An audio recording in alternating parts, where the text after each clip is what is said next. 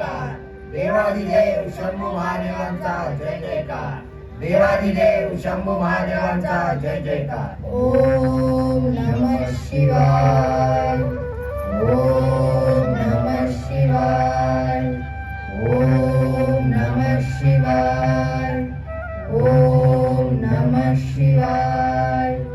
ओम नमः शिवाय. ओम नमः शिवाय. ओम नमः शिवाय. ओम नमः शिवाय. ओम नमः शिवाय. ओम नमः शिवाय.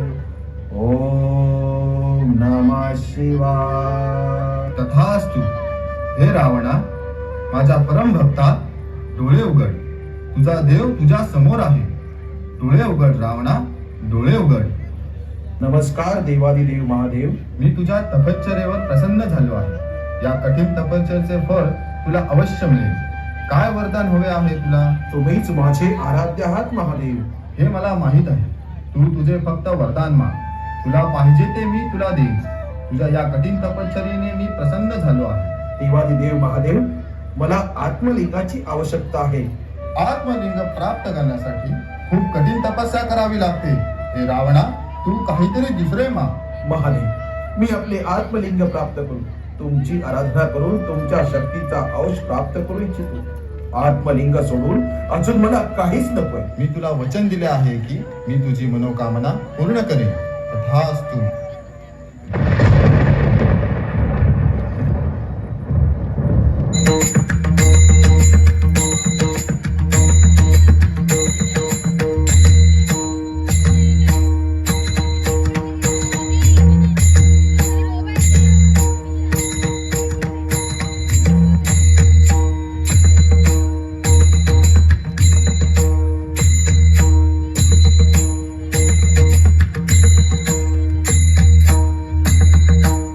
लक्षात ठेव रावणा, हे आत्मलिंग इकडून तुला पायी चालत न्यावं लागेल.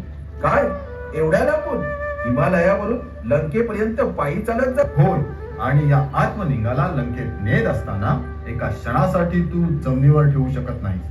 जर तू हे आत्मलिंग जमिनीवर ठेवलेस तर ते त्याच ठिकाणी कायमस्वरूपी स्थापित होईल आणि नंतर त्याला तिथून हलवू शकणार नाहीस. हे लक्षात ठेव रावणा. देवादिदेव महादेव, मी याची पूर्ण काळजी घेईन. हे माझ्या परमभक्ता, तुझे कल्याण असो.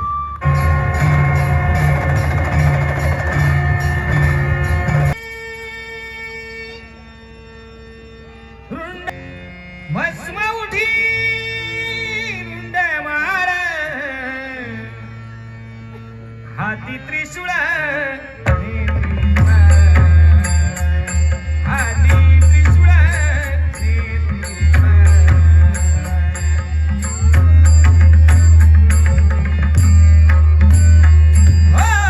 भस्म उठी रुंड मार,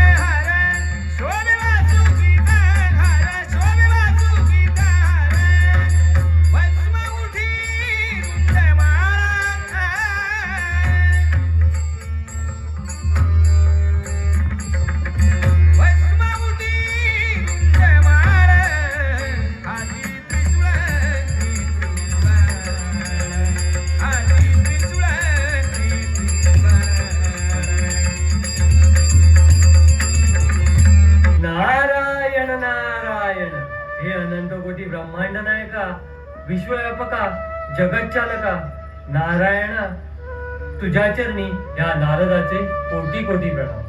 नारायण नारायण. काय पाहतो आहे मी? प्रभू शिवशंकराचे आत्मलिंग घेऊन रावण लंकेला चाललाय. असे झाले तर अनर्थ होईल. हे थांबलेच पाहिजे. नारायण नारायण. यासाठी असंच करावं.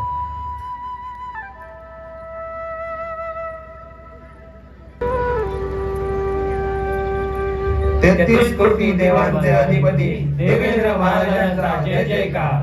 33 कोटी देवांचे अधिपती देवेंद्र महाराजांचा जय जयकार. 33 कोटी देवांचे अधिपती देवेंद्र महाराजांचा जय जयकार. मंगलमय आशीर्वाद. अरे हे काय होत आहे? या विश्वाच्या ठिकाणी ही काय गडबड होत आहे?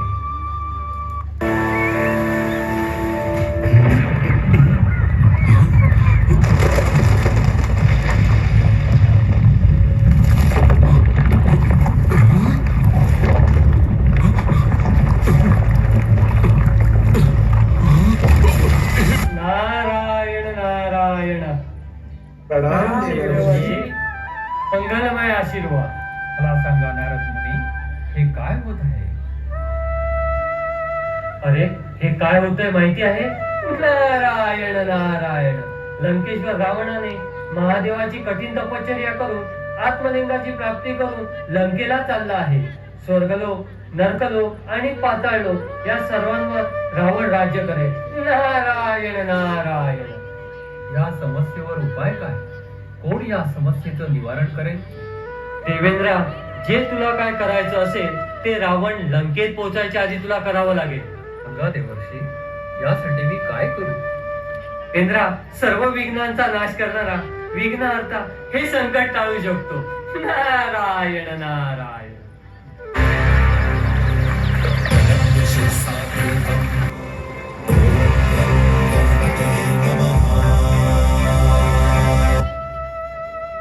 गणपती गजाननाचा विजय असो. गणपती गजाननाचा विजय असो. गणपती गजाननाचा विजय असो. नमस्कार विघ्नहर्ता गणेश. नमस्कार देवराज. कोण आत्मलिंग घेऊन लंकेला जात आहे आणि तो या अपरंपार शक्तीने पृथ्वीचा नाश करून टाकेल. पण त्याला थांबवायचे म्हणजे कठीणच काम आहे. तुम्ही चला देवराज, मी बघतो काय करायचं ते. मला योग्य वेळेची वाट पाहावी लागेल.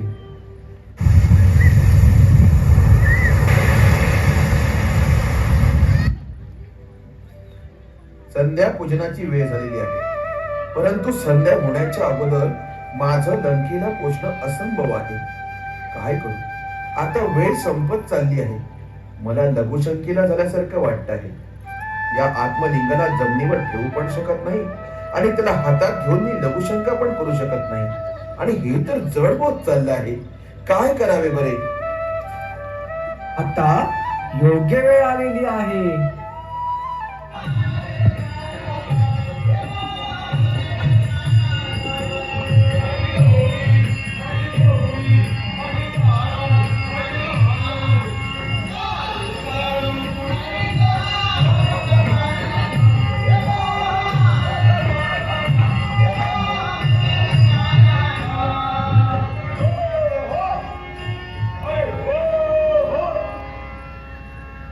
तुम्ही काय शोधत आहात काय? बरे झाले, देवानेच तुला माझ्याकडे पाठवलं आहे. तू जरा याला पकड पाहू. हे तर खूपच भारी आहे. तुम्ही याला जमिनीवरच ठेवा. मी असं करू शकलो असतो तर तुला का सांगितले असते? जोपर्यंत माझी लघुशंका होत नाही तोपर्यंत तू याला इथंच पकडून राहा. हे तर खूपच जड आहे. मला पेलवणार पण नाही. तुम्ही म्हणता म्हणून मी याला हातात घेईन, पण एका अटीवर. जर हे जड झालं तर मी तुम्हाला 3 हाका मारेन. पण जर तुम्ही 3 हाका मारूनही नाही आलात तर मात्र मी हे जमिनीवर ठेवेन. येतो लघुशंका करू. मी असा गेलो आणि असा आलो. ओहो, या लवकर. मी याला अजून थोडा वेळ सुद्धा पकडू शकत नाही.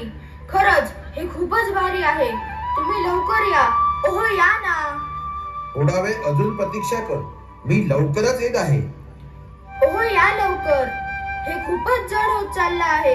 माझ्याकडून सांभाळले पण जात नाही. या लवकर. सांगितले ना, थोडा वेळ अजून थांब. बालका, अरे थोडा वेळ धीर धर. ओहो लवकर या हो, ओहो लवकर या हो. अजून कुठे राहिलात? मला नाही जमत आहे. मी नाही पकडू शकत आहे. मी याला जमिनीवर ठेवत आहे. नाही नाही नाही, अरे याला जमिनीवर ठेवू नको. अरे असं करू नको बालका, असं करू नको.